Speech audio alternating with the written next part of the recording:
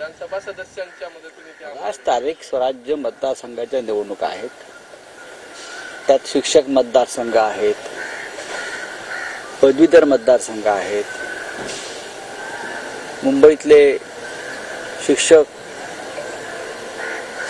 आणि पदवीधर मतदारसंघ हे दोन मतदारसंघ शिवसेना लढवते आहे. आणि पदवीधर मतदारसंघासाठी आज शिवसेना नेते आमचे सहकारी अनिल परब हे उमेदवारी अर्ज दाखल करते. नाशिक शिक्षक मतदारसंघ सुद्धा शिवसेना लढते आहे. संदीप गुळवे हे तिथे आमचे उमेदवार आहेत.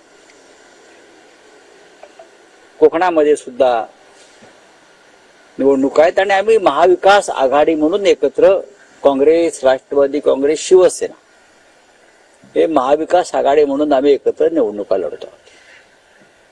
आणि आम्हाला खात्री आहे आम्ही एकत्र आहोत. उत्तम प्रकारे नोंदणी झालेली आहे. उत्तम चेहरे आम्ही दिलेले आहेत. त्याच्यामुळे या सर्व जागा आम्ही जिंकू.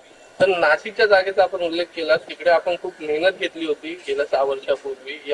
मात्र ते आमदार आता आपल्यासोबत नाहीये. यावेळी ठीक आहे ना, कसं असेल हे बघा की ते आमदार जरी आमच्याबरोबर नसले तरी मतदार आमच्या बरोबर आहेत. संदीप गुळवे हे मराठा शिक्षण प्रसारक मंडळाचे संचालक आहेत.